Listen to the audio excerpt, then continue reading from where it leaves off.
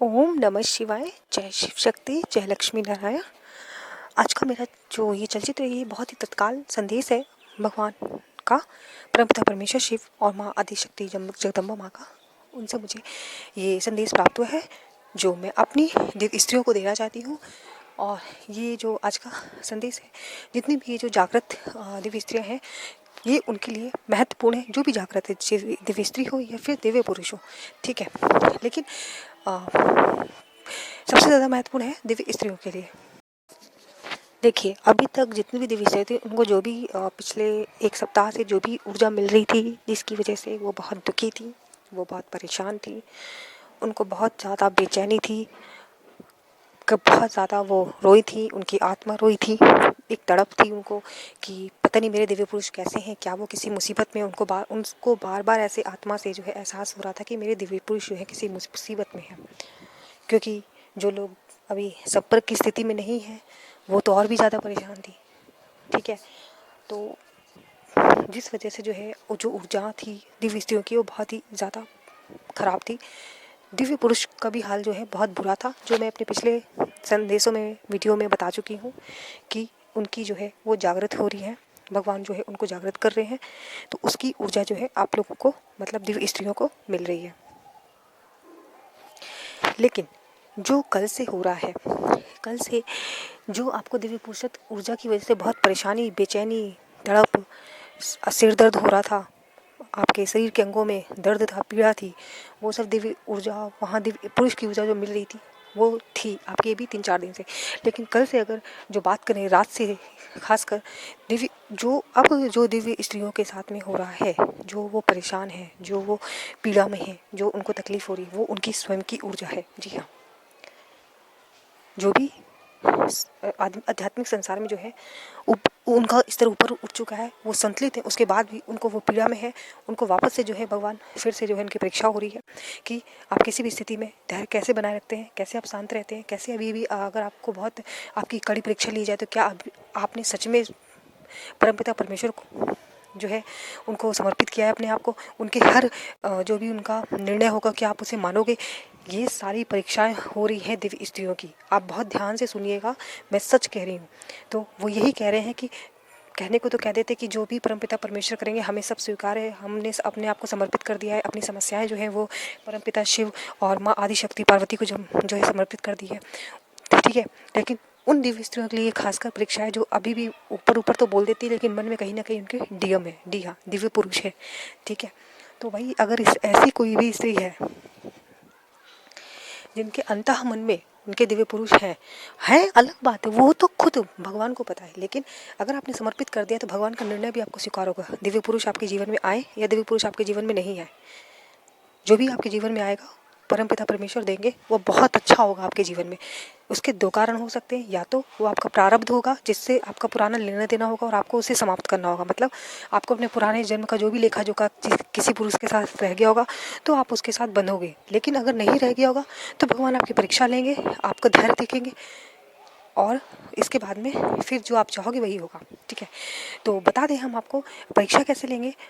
ये जो है भगवान जी इस समय क्या करें, जो दिव्य स्त्रियाँ हैं वो उनके जो घर वाले हैं, जो परिवार वाले, मतलब माता पिता भाई बहन, वो जो है वो जो परीक्षा ये ले रहे हैं कि उनके लिए जो है विवाह के लिए लड़का देखा गया जा रहा है। ये आज और कल की ऊर्जा है, ये सबके साथ ये मैच नहीं कर सकता है, रेजोनेट नहीं हो सकता है। इसलिए कृपया करके जो भी विचार अपने प्रस्तुत किया करिए वो बहुत सोच समझ के किया करिए, क्योंकि ऊर्जाएं सबकी भिन्न भिन्न होती हैं, सबकी ऊर्जाओं के स्तर भिन्न भिन्न होते हैं।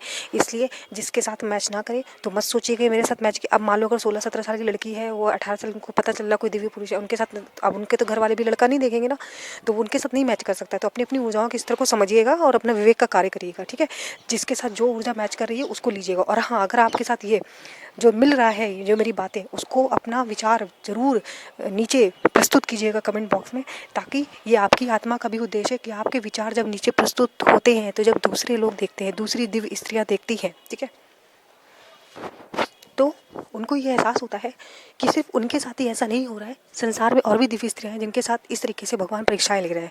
तो आप अपने जो आपका आत्मा का एक उद्देश्य ये भी है कि अपने विचार जरूर प्रस्तुत किया करिए कि आपके जीवन में क्या चल रहा है, ठीक है। और बाकी आपकी कोई समस्या हो ज़रूर अपना नीचे विचार रखें, मैं जो मुझसे हो सकेगा मैं उसके लिए ज़रूर ही उपाय बताऊँगी। तो ये बहुत सारी ऐसी दिव्य स्त्रियों के साथ में हो रहा है। कृपया ज़रूर बताइएगा कि आज या कल में उनके जो है घर वाले, मतलब पिता भाई माँ जो भी है, उनके लिए लड़का देखने गए हैं विवाह के लिए, और जिसकी वजह से दिव्य स्त्रियाँ जो है बहुत परेशान है, बहुत ज़्यादा परेशान है। वो अब परेशान कैसे हैं बताती हूँ। जिन्होंने सिर्फ ऊपरी ऊपरी मन से कह दिया कि नहीं भगवान आप जो मुझे करोगे स्वीकार है, जो भी आप मुझे दोगे मुझे मैं मानती हूँ, लेकिन मन में अंदर कहीं डीएम बसे हैं। जो सच में 5D में आ गए, जो सच में आत्मा का मिलन कर चुकी, उनके मन में ये है कि अगर मेरे जीवन में दिव्य पुरुष लिखे होंगे तो भगवान मुझे ला के खड़ा करेगा, नहीं लिखे होंगे और अगर किसी और के साथ ऐसा मेरा विवाह बंधन में कुछ लिखा होगा तो हो सकता है पिछले जन्म के कोई कर्म मेरे साथ अभी उसके बकाया रह गए हों। अब कर्म हम तो जो इस भौतिक शरीर में है हमें तो पता नहीं है, ठीक है, वो भगवान को पता है। तो कर्मा कितना किसका कितना बैलेंस है वो तो भगवान ही जाने। तो वो इस तरीके को भी स्वीकार करती हैं कि अगर ये भी लिखा है कि कोई दूसरा पुरुष मेरे जीवन में आए तो मैं वो भी स्वीकार करती हूँ, बस जो भी तुम करोगे परमपिता परमेश्वर वो मुझे सब स्वीकार है। जब इस स्थिति में आ जाते हो ना और आपके अंदर भय खत्म हो जाता है तो आपको परमपिता परमेश्वर फिर वही देते हैं जो आप चाहते हो, और वही करेंगे आपके साथ जो आपके लिए अच्छा होगा।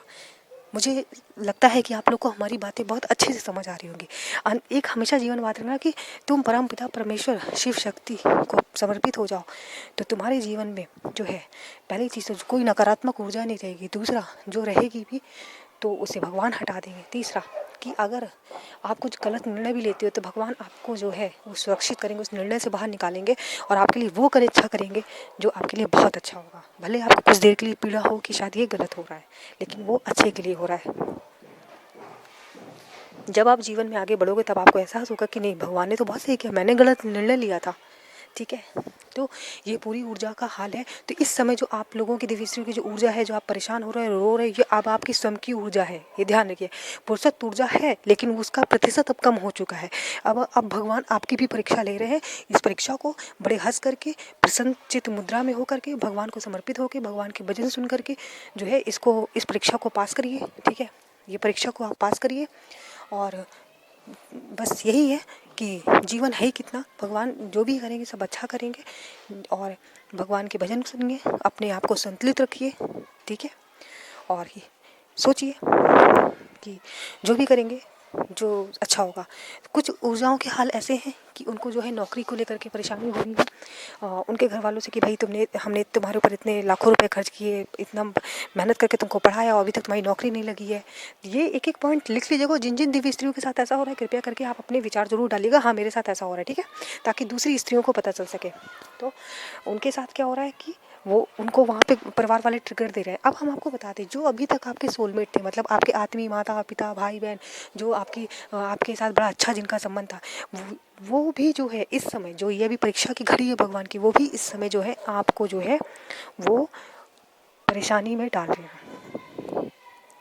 मतलब आपको बता दें कि जो हमारे सोलमेट होते हैं वो भी कब कार्मिक की तरह ट्रीट करने लगे। मतलब जब भगवान की मर्जी होती है ना तो सोलमेट भी कार्मिक की तरह ट्रीट करने लगता है, और कभी कभी जब अच्छा समय होता है जो कार्मिक होता है वो सोलमेट की तरह ट्रीट करने लगता है। तो ये सब संसार की मोह माया को समझिए, इन रिश्तों को समझिए कि कब कोई जो बंदा जिससे तुम बहुत भरोसा करते थे विश्वास करते थे कब वो तुम्हारे साथ कार्मिक की तरह ट्रीट करने लगे, कब तुम्हारे साथ झगड़ा करने लगे। और कभी कोई बंदा जो तुम्हारा दुश्मन था एकदम भैया, मतलब सामने आ जाए तो गोली चल जाए, लेकिन कब वही कार्मिक जो है वो हमारा मतलब हमारे बारे में अच्छा सोचे, हमें हमसे प्रेम करे, हमारी सहायता करे। तो ये सब संसार की मोह माया है। ये सब ऊपर बैठे परमपिता परमेश्वर भगवान शिव और माँ आदिशक्ति पार्वती का जो है ये सब लीलाएं है। इसको समझिए आप लोग। इसीलिए कहते हैं सनातन धर्म की जो जैसे रामायण हो गया, गीता हो गया, इसको पढ़िए, इसको जानिए। समझ रहे हैं आप लोग? हमारे जो पूर्वज हैं ऋषि मुनि जो है जिनका ज्ञान आज भी, जिसके ज्ञान के आगे विज्ञान फेल है, लाख वो सब कुछ कर लें, लेकिन आज भी अब जब आप वेद पुराण उपनिषद पढ़ोगे ना सनातन धर्म के, तब जो है आपको ज्ञान होगा कि यार जो बातें आज हम इस मतलब इतने टेक्नोलॉजी के एरा में कर रहे हैं वो बातें तो हमारे ऋषि मुनि पूर्वज जो है सनातन धर्म में तो बहुत पहले कर गए। लेकिन जब किस लोगों को फुर्सत मिले ना वेस्टर्न कल्चर की कॉपी करने से, तब करेंगे ना पहले। और ये संसार के लिए, यहाँ पे कोई ईस्टर्न वेस्टर्न वाली बात नहीं है। संसार में जो भी है वो सबके लिए, ऋषि मुनि ने जो ज्ञान दिया वो सिर्फ भारत के लिए नहीं है, पूरे संसार के लिए, इस धरती के लिए है। और जो वेस्टर्न के लोग हैं वो तो स्वयं बहुत गीता और श्री कृष्णा को मानते हैं, राम को मानते हैं। तो ये संसार, हम लोग की जो सोच है ना वो सिर्फ एक एरिया था कि नहीं हम भारत के तो हम ही पढ़ेंगे। जो हमारे ऋषि मुनि हैं वो हम लोग आज आत्मा की बात करते हैं ना, वो लाखों करोड़ों वर्ष पहले ही जो आत्मा की बात कर चुके, वो पूरी पृथ्वी को सनातन धर्म में वसुदेव कुटुंबकम का सबसे पहले नारा सनातन धर्म में था। जाके पढ़िए, जानिए। जिस चीज़ पे गर्व करने की बात होती है उस पर करना चाहिए। आप किसी भी पंथ के हो, किसी भी समुदाय के हो, किसी भी मजहब के हो, लेकिन जो सच है, जो सत्य है, उसको स्वीकारें, उस पर अपना घमंड करें। उस पर घमंड इन द सेंस कि प्राइड, मतलब ईगो वाला नहीं। हमारा हाल इसीलिए आज ऐसा हुआ कि हमने अपने ऋषि मुनियों के ज्ञान को वो सम्मान ही नहीं दिया। ऋषि मुनि ने इतना तप करके हमें जो ऊर्जा मिली है, आज हम उनके बच्चे हैं ऋषि मुनि के। आज तो सब अपनी दुनिया में, झूठ की दुनिया में जी रहे हैं। मैं बड़ा, मैं बड़ा, मैं बड़ा। चलिए, टॉपिक बहुत लंबा हो जाएगा, तो फिलहाल मैं बस यही बताना चाहूँगी कि अपनी ऊर्जाओं को समझें, अपने पूर्वजों को सम्मान दें और अपने परमपिता परमेश्वर पर भरोसा रखें। और ये जो ऊर्जा है कुछ दिन में सही हो जाएंगी। इसका उपाय सिर्फ एक है। उपाय भी बता दूं कि आपको इस समय जितना ज़्यादा होना, शांत रहना है, आपको गुस्सा नहीं करना है, क्योंकि इस समय आपके सोलमेट भी जो है वो आपको ट्रिगर दे रहे हैं। कार्मिक तो देंगे देंगे, ट्रिगर सोलमेट भी दे रहे हैं।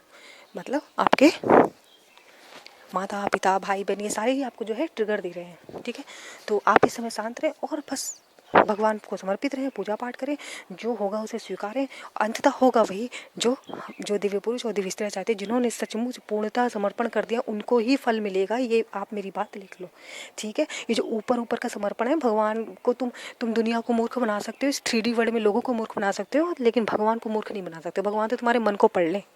समझ रहे हो? समझ रहे हो? बहुत सही सुन रहे हो। भगवान तुम्हारे मन को पढ़ ले, ठीक है। भगवान ने जो तुम्हारे हम 3D लोग थे, वो ये नहीं कि तुम्हारी बातों में समझे कि मीठी मीठी बातें कर लो तो तुम बहुत अच्छे हो ना। ना, तुम मीठी कर लो, तुम उसमें चाशनी लगा लो, तुम उसमें चॉकलेट लगा लो, कुछ भी कर लो, अंदर जो तुम्हारे मन में भरा हुआ है ना, मतलब नफरत और घृणा, वो सब भगवान पढ़ लेते हैं। तो ये थी पूरी ऊर्जा। और जो भी है आप अपना विचार रखिए, ठीक है। और लोगों को जो है, अगर आप किसी DF को जानते तो उनको जल्दी शेयर करिए, ताकि ये बहुत ही ज़्यादा जो है तीव्र ऊर्जा है। और बहुत ज़्यादा जो DF है रो रही है, इस समय परेशान है, क्योंकि उनके घर वाले जो है विवाह के लिए लड़का देख रहे हैं। कोई किसी को डांट पड़ी उनको जॉब को लेकर, किसी को डांट पड़ी उनकी परीक्षा में वो पास नहीं हो रही है। कई उन्होंने एग्जाम दे डाले, कई साल से वो पैसे उनको लग रहा है उनके माता पिता बर्बाद कर रहे हैं। तो ये सारी ऊर्जा है, आपको इस समय बिल्कुल भी ट्रिगर नहीं होना, बिल्कुल गुस्सा नहीं करना है, बिल्कुल भी, ठीक है। तो चलिए मिलते हैं अगले वीडियो में। ओम नमः शिवाय।